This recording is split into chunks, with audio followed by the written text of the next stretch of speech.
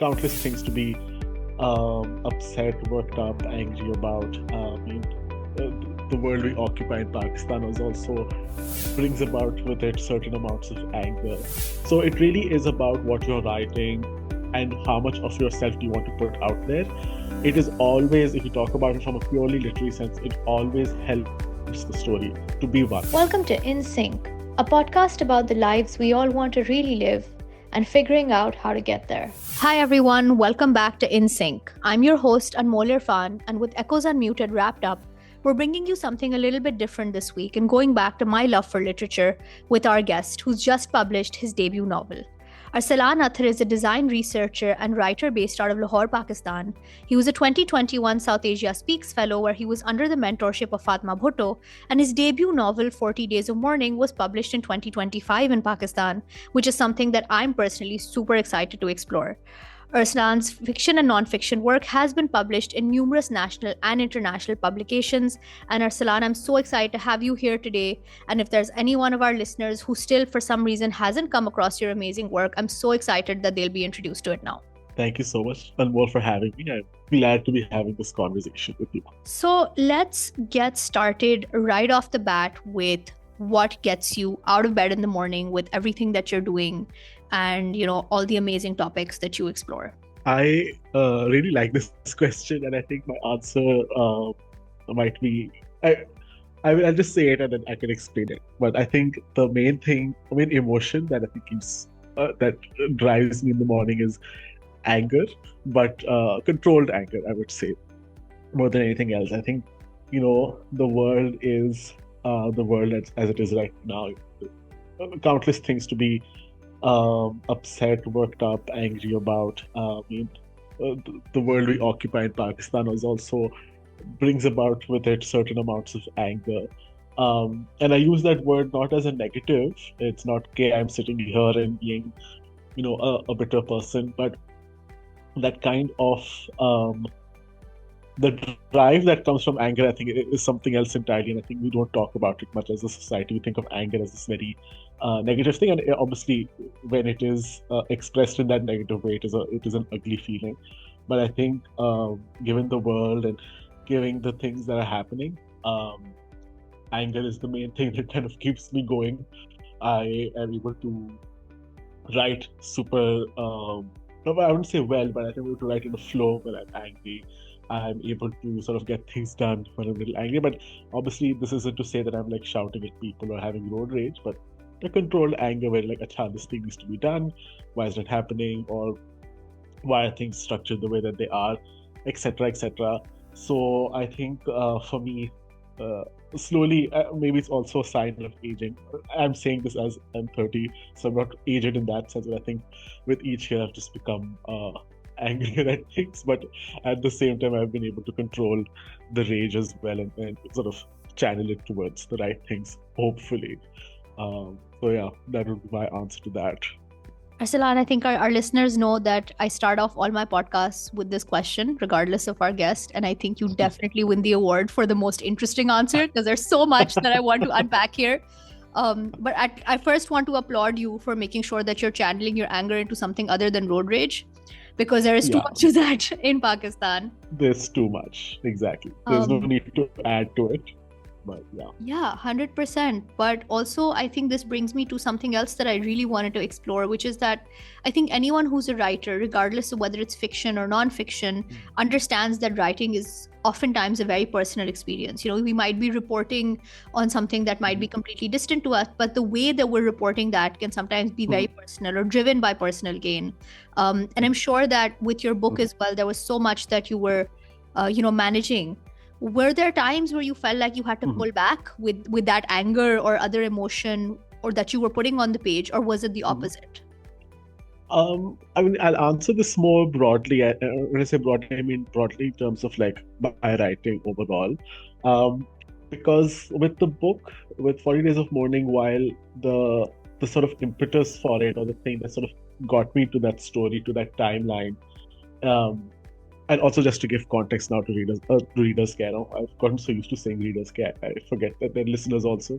But to give context with people listening, 40 Days of Mourning is about Hyderabad Dakkan. It's about this year of independence that they had between 1947 and 1948.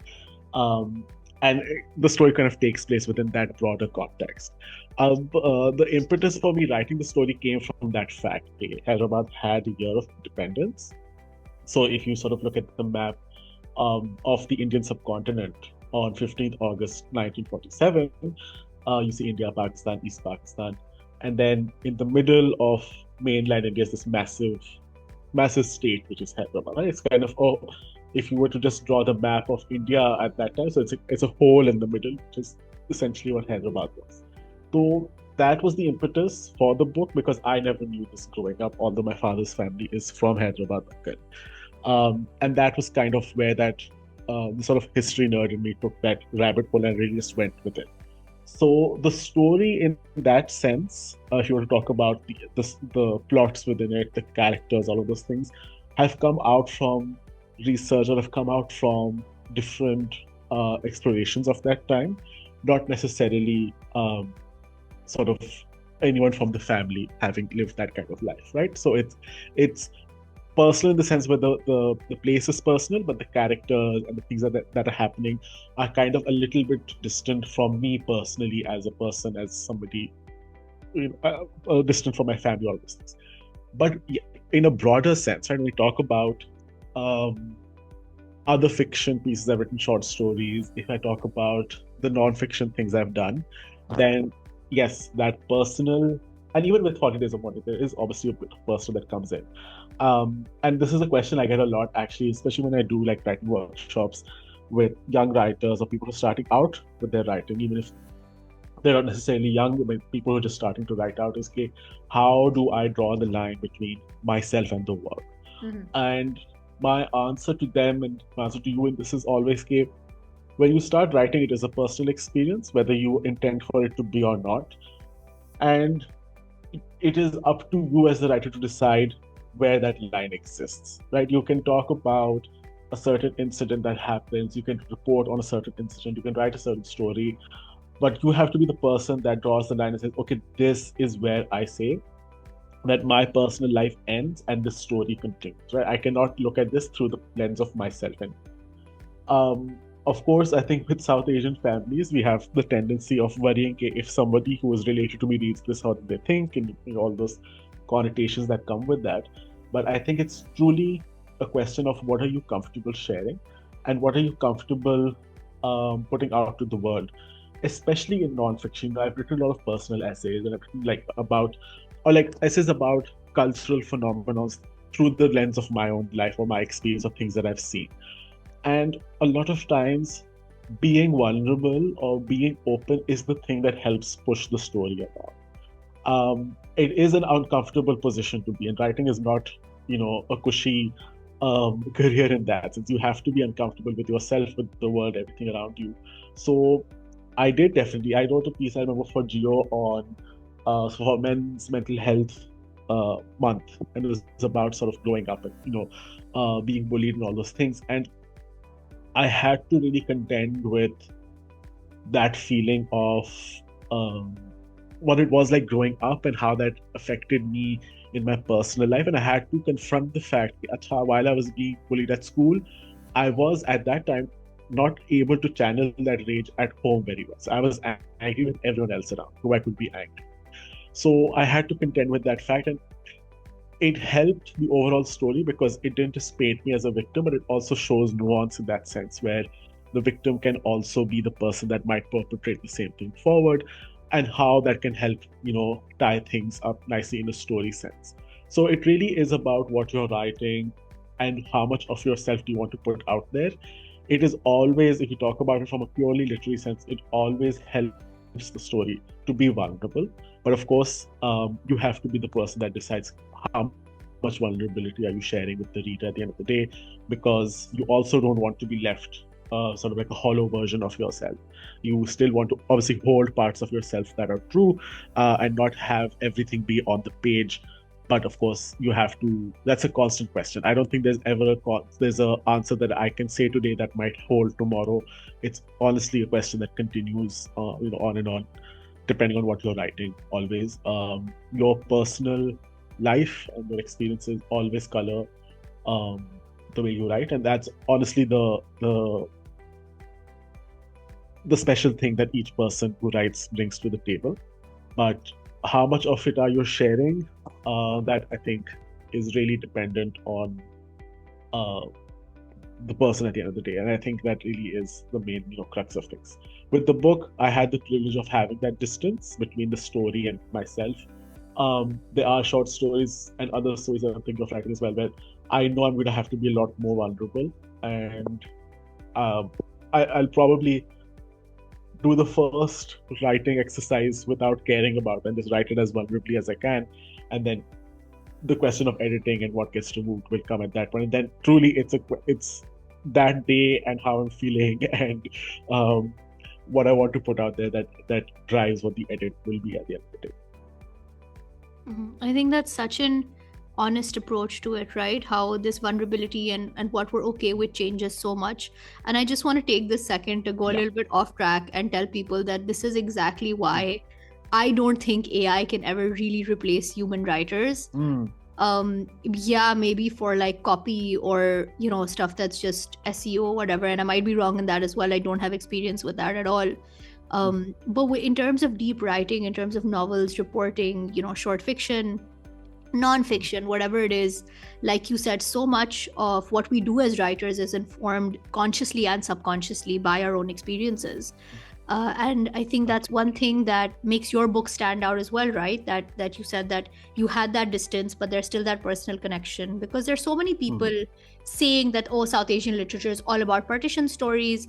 And yet I know you were very intentional in highlighting a very specific narrative that, like you rightfully pointed out, a lot of people don't necessarily know what happened with the partition of the princely states, and particularly one as big as Hyderabad. After the 14th and 15th of August. So I would love to know what was the intention behind your approach to 40 Days of Mourning and why this particular story and narrative was so important. Yeah, I think, so the way that my family is structured a little bit is that my mother's side is Punjabi, my father's family is from Hyderabad, right? So a lot of times when we think about partition, we often think of it in the places where the most violence and the biggest cut happened, right? So we talk about the cut that divides Punjab and the cut that divides Bengal today, right? Yeah. And those are the places where we saw the most bloodshed, the most violence. And rightfully so, that moment, that August 47, then becomes the main flashpoint that we talk about. It is the place that we kind of fictionalize and remember the most, because it was a symbol of the sacrifice. It was a symbol of the movement. It was a symbol of the larger change that was happening at the time. Now, why the story of Hyderabad is important is because it is the story of what happens immediately after the dust settles, right? And I think in a Pakistani context, for us, the dust settles and then immediately we are in a war with India over Kashmir, right? So that the first princely state issue is the immediate flashpoint that happens between the two newly independent countries. And that becomes the new narrative of Pakistan and its animosity with India at a state narrative level, right? Okay, that's how we kind of arc things in 47 for ourselves as a national identity. However, there's, on both sides of the border, the act of quote unquote unifying the nation still continued, right? So in Pakistan, we had the state try to unify places like Balochistan, places in KP to form the union. And the same thing happens with India as well, where a bunch of princely states, a bunch of smaller tribes are forced into the union of India. Sort of the bigger examples we see are sort of north of what is now Bangladesh, that kind of the chicken's neck essentially, and the states that are on the further end. And in our context, Kashmir becomes the biggest example, and then Junagadh becomes the next big example as well, because those two fall almost close together. So on both sides, we're having this kind of forced unification that's happening. People might not have been willing or might not have been interested in joining a union and wanted to stay with their local nizam, their local nawab, whatever. Hyderabad becomes important because we forget that the Nizam of Hyderabad was the wealthiest man in the world. If there was a Forbes Yeah. list of the wealthiest people, he would have been number one at that time, which is great. Which, if you talk about today's, currency value, that I think he would be exorbitantly more wealthy than who we kind of consider the more wealthy people of the day. So he is an exceptionally wealthy man. He is a Muslim man, and it overlooks a Muslim kingdom, and he sat in the middle of India, which is branding itself as secular at the time. So it is an incredible.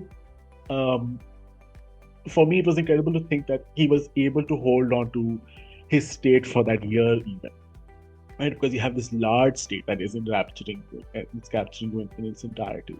So it was incredibly fascinating for me to think of that as the first fact that we had a massive state remain independent for a year, even. And then secondly, I was really driven by the question of, okay, now we have people who are living in limbo, who are not Indian, they're not Pakistani, but they might become either or, and what are their thoughts at the moment? And then that becomes the more prevalent question. We often think about partition, we think about people who were immediately forced out of their homes in that moment, right? Due to violence, due to the border being drawn close to where they were, due to hundreds of different factors. But these were people who were geographically distant from both borders. They're kind of smack in the middle of Punjab and Bengal. What were their thoughts? How would their move work if it had to happen? And all of those questions became super important in my head, at least, right? Like, what are we thinking about? What's happening?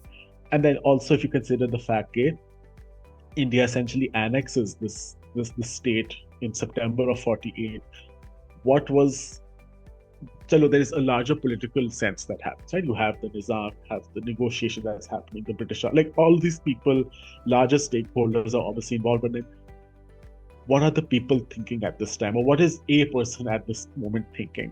And that's kind of why I wanted to write this, because you have a large, and again, this is important for Pakistan as a Pakistani, and also for the larger Pakistani narrative of Pakistan being homeland of the Muslims of the Indian subcontinent, that how does Hyderabad fit into our narrative, which it almost never does, outside of saying, हाँ, Karachi में फलाना, like these are the number of Muhajir Hyderabadis that live in Karachi.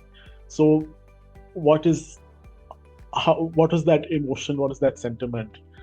And there's also larger sense that people, even today, are very loyal to the idea of the Nizam and the Nizamat. So how does that play into the politics? How does that play into the time? And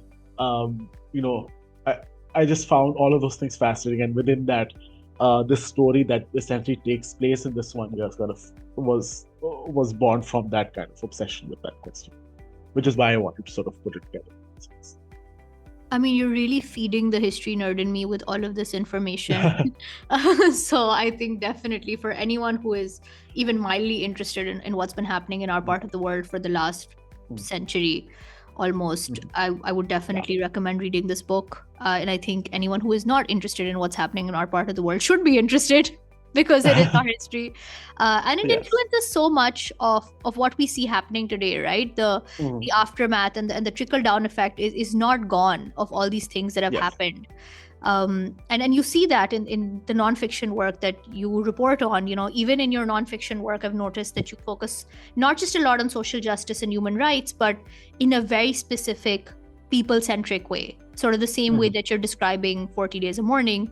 But when you're approaching fiction versus nonfiction, in your head, do you take on these issues in a different way? Is there a different approach in terms of, okay, now I'm writing fiction versus now I'm writing nonfiction, so I need to deal with these things differently? I definitely 100%. When it comes to nonfiction, you have the ability to sort of center a real person immediately, or a real community immediately. Yeah. And you're able to, either through the facts of journalism or the facts of how you're reporting, you're able to create an immediate connection with the world, with what's happening to these people, and how the world around them affects them, right? And there's almost an immediate connection you can make. With fiction, you absolutely can do that, but the magic and the curse of fiction both is that the world is the world as you are telling. So you are, as the writer, the person who is dictating that this is the world, this is what's happening to these people, and this is why it matters, or this is why it doesn't matter, or this is how it can be solved. So you are creating that world, and you are inhabiting that world, and you are creating the issues of that world, and you are resolving the issues of that world. So in fiction, the obviously those themes remain obviously top of mind always, but how I present them becomes my for me at least that becomes the more important question. If I'm talking about Hyderabad, if I'm talking about the main characters, what are they representing? How are they interacting with the facts that I am establishing in this fictional world, and how are they reacting to it, and what are the frictions, what are the things that are going smoothly for them, where are things not going smoothly for them. So I really have to, obviously the events of 47 to 48 exist and they are real. When you're doing historical fiction, you obviously have to root the story in a real event. But I mean, obviously I knew Ketchalo from August 47 till September 48. That is the timeline I'm existing this story in. But what is happening in their lives as people, and how their worlds and their privileges and their issues and their concerns are playing out, have to be a parallel timeline to the timeline of history. And the timeline of history will interact with their timeline in different places. And that's where I can create friction rather. But their worlds and their problems have to exist independently of the historical one. So in that sense, it creates a double issue for me immediately as the writer, right? How do I present, for example, the main character Salima is a more privileged person. She is more connected with the right people. However, she's still somebody who's disconnected from the realities of the world, the realities of what might happen to her home in Hyderabad. But the people around her, the people who she's employed, her relatives who might not be well off, they represent different struggles, they represent different privileges, they represent different problems. And then how she's interacting with these other problems become the frictions of her life.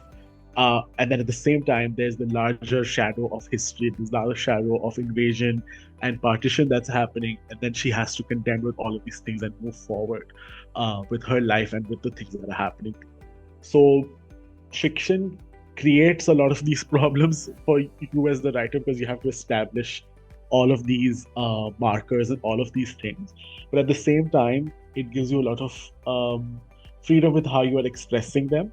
And with non-fiction, a lot of times when you're relying on actual fact and relying on what's happening, you have to sometimes be a little bit direct, or you have to be a little bit more obvious with what you're saying. With fiction, you have the ability to really play with words, and you're able to really create a world where I might not directly be saying a certain cause or a certain issue is at play in this story, but the subtext of it will always have that. And if somebody is reading between the lines throughout, then they can pick up on, let's say, there's a political issue here, there's a class struggle here, there's a larger Muslim-Hindu issue here, whatever it is. So in that way, when you talk about social justice, or about human rights, or any other societal factors in fiction, the world really becomes your oyster, which is both a blessing and a curse, but that you have to define how you're doing it, how you're presenting it to the reader at the end of the day. And if that doesn't seem like enough of a mental load already, Arslan also decided to get into Pakistan's publishing industry, which has also struggled significantly for anyone who isn't super in touch with what's happening. We don't have, unlike our not so friendly friends across the border, we don't have the big sort of names in publishing based here. I think a lot of writers here do struggle a lot. And so I'd love to know a little bit more about that decision. What inspired Run On Press, and how did it influence your own decision to self-publish and influence your own experience within this industry? Yeah, so publishing, of course, is a tricky industry anywhere, but it's a particularly tricky industry in Pakistan. Before I did the book and before I sort of self-published, and this is like pre-COVID times, I sort of did a small magazine It was called the Desi Mhm. Collective, and it's like a small magazine, quarterly type. So I had an experience of what it is to work with a printer, what it is to print and collate and edit and all of these things. So that I had that background, experience at the back of my head. But when I finished, writing the book, and when I finished my edits and everything, I did want to go towards traditional publishing, because I think every writer um, really romanticizes, and rightfully so, the idea of being published in a traditional sense. You go to a publisher, they say yes, and you get the whole book deal and the cover, and you go to, like, you do the whole, shebang of like doors and all of those things, which obviously is a very magical thing. And so with anyone who spends a large time working on a large fiction project, it feels like the goal to do. So when I did 2 rounds of pitching the book to the world essentially, and the first time, I think I was very very naive, and I sent the book when it wasn't ready, to be honest. But the second time I sent it, I realized that the international publishing world had changed in that small period of time. And what I mean by that is that it became the balance between publisher and author became the balance became completely reversed, in the sense that there was a lot of expectation on the author to be the brand, the author to be the person that drives the sales, and the publisher essentially just became the person that was printing and distributing, to the point where when you go to agents to pitch the book to them, then you have to fill out a form essentially. So I saw a lot more forms asking questions like, how many followers do you have? Do you have a YouTube page? Do you have a TikTok page? How many followers do you have there? With the caveat always being, if you have more than, let's say, 500,000 or 100,000 people following you, don't fill out the form, reach out to us on this email address. So it kind of felt like there was a signal being given out into the publishing world saying, you have to be an established person as a brand before you come in with the book, which felt antithetical to the idea that we've been told growing up that, writers are these really secluded group of people. You don't see them for years, and then a book comes out and they're out in the world. So that was my first sort of tension with that world. And then secondly was, I this can be chalked up to impatience, it can be chalked up to a lot of things, but I just did not want to send a book to someone who is, chalo, outside of our cultural context, fine. But like, I've believed in the book enough to say that I've explained, or that there is enough clues in the work to explain the cultural context of what's happening. My fear then immediately became that if I was to send this book westward, then I would have to explain it a lot more, and then I might have to dilute the things that I've worked really hard to build, which I did not want to do. You also mix this in with the fact that then our tensions with India really rose in May, and that even the small likelihood of breaking into India through an agent there became immediately impossible. So then the question became, okay, I need to then publish here. I looked into places like Liberty, for example, does publishing now at a very large scale, and we have other small publishers as well. And all of those options looked good, and they had obviously benefits to them. But then, as I kind of did some more digging, and I kind of connected with the past experience of doing Desi Collective, I thought that it might be better to do this myself. It's a big undertaking, so this wasn't a very casual decision. It was, a big undertaking of, okay, I can manage, let's say, editing. I can manage the layout. I know how to reach out to a printer. But then my big question was, how do I distribute? How do I get it out there? The media, the marketing, all of those things become my responsibility in this sense too. But I strangely I had a belief in the work. I had a belief in the story. And to someone who doesn't write, this will sound slightly deranged, but I think the character, because she'd lived in me for so long, also gave me the confidence. And for anyone who reads the work, she's a very confident woman. So I think a lot of her influenced this decision as well at the end of the day. So once I dove in, then I really couldn't go back from there. That's why that kind of happened. I think after that, anyone who was still not considering reading the book is definitely considering reading it now. But is also probably considering a little bit more in detail of what it means to actually be a writer and a publisher in Pakistan. And I think before we just get into any advice you have for upcoming writers, one thing that I really wanted to know about is your experience as a South Asia Speaks Fellow.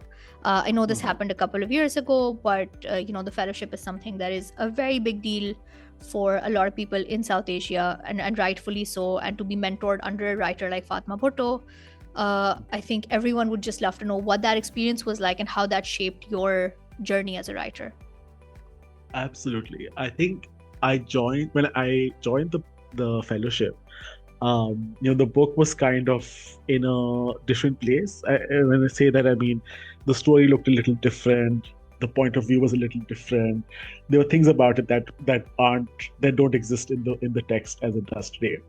So I think it was a very good time actually to have a mentor, but then also a mentor like Fatma to come in, because what happened then was I immediately had a sounding board. I had someone who I could discuss the idea with.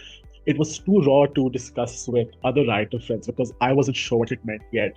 And I was really afraid of sharing that idea with somebody else. But having, a mentor come in whose purpose is to help you sort of build the story, and you can have a longer connection with them over the year about the story, then that really helped sort of craft things together.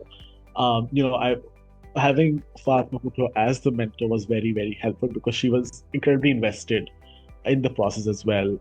She definitely went above and beyond the ask that South Asia Speaks itself committed to for the mentors, right? Like we'll have so many calls and they'll be so long, and this is what the communication would look like. And she definitely went above and beyond that. And I'm super grateful for her for that time that she gave and the dedication that she gave in that sense. But it helped to kind of discuss the story, show it in its raw form, and have somebody sort of give their critical feedback and their constructive feedback in that kind of sense. So that was helpful as the main thing of the mentorship. And then also from that, it helped create a large sense of community. A lot of I keep saying writer friends, they're my friends now also, just in a larger life sense. But a lot of them came from the mentorship. I connected with a lot of the other Pakistanis who are part of the mentorship, and we've become very close. There are a lot of people from across the border who I've gotten close to through the mentorship, and we discuss writing, discuss other things. Like that it helps, sort of opens you up to a community that is very supportive, that is always there for you. People have reached out like, "Oh, can you help me edit, or can you read a story that I've written?" They do the same for me. I do the same for them. Like it's a very, very wholesome and a large community in that sense. The only caveat I would add, obviously, is that when we joined the mentorship, again, things between India and Pakistan were a little different. Now, again, a lot of the opportunities that maybe come from the publishing side are coming from the Indian side of things. So, as a Pakistani person who's applying, I think the post-writing experience or the post-writing support might be a bit up and down, but that is less to do with the actual mentorship, more to do with geopolitics. But hopefully, my aim also with Run on Press, and there are other people also from Pakistan who are trying to sort of have networks of support that exist here. So hopefully that won't be too much of an issue anymore. But that's the only caveat I would add for anyone who's sort of looking at the mentorship now. I think use it as an opportunity to connect with other writers, use it as an opportunity to get your work sort of looked at and critically critiqued. But I think the publishing part of things might be a little up and down, but hopefully, that should resolve itself soon in the near future. And Arslan, I mean, throughout this whole conversation, you shared such an inspiring journey and so much to think about. And even with the South Asia Speaks experience and the opportunities that you talked about, is there any other advice that you have for someone who is now considering the fellowship or just trying to break into being published in general? I mean, again, this is super cliched advice, but I think it's cliched for a good reason, is that just start. There is no set of perfect conditions. There is no amount of research or things that you can do before starting. There is no perfect amount for any of this. It is just the fact that you start writing. It doesn't matter if you're writing on, pen to paper. It doesn't matter if you're writing on your notes app. It doesn't matter if you're writing on a Word document. Whatever you are doing, just start it. And then the second thing that comes with that is stick with it. Right? I think we focus a lot on the just start doing something part of it, but I think the difference between somebody who wants to be right and somebody who does write consistently is the fact that they are consistent, right? And that means creating time to write constantly, creating focus and creating a kind of drive that helps you keep going. It is difficult to do because a lot of it is solitary, but just tap into that time, even if it is 10 minutes, half an hour, whatever it is. Just commit to it and start doing it. That is, I think, the main key to success.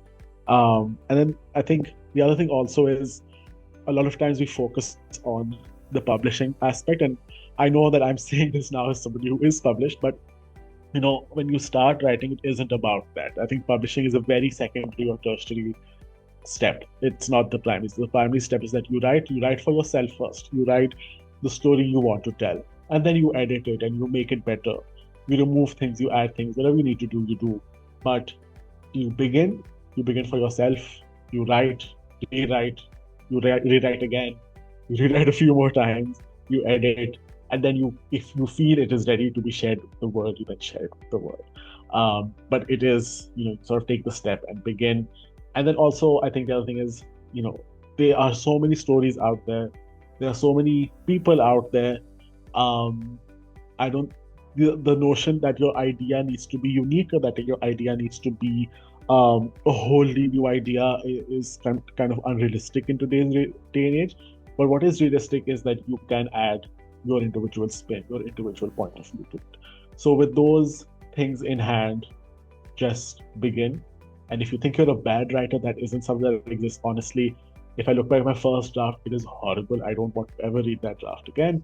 But it's the fact that I stuck with it and continued on, and that the book became better throughout the process. So writing is a function of talent. That is one part of it. But the second function that writing has is the function of repeatedly doing the task, and you will get better with it. So yeah, I think these 3-4 points are what I would say that people, whoever's listening and wants to write, should sort of take into consideration. I think that is very comforting advice for anyone who, like me, has a lot of horrendous first drafts hiding away on the Google Drive.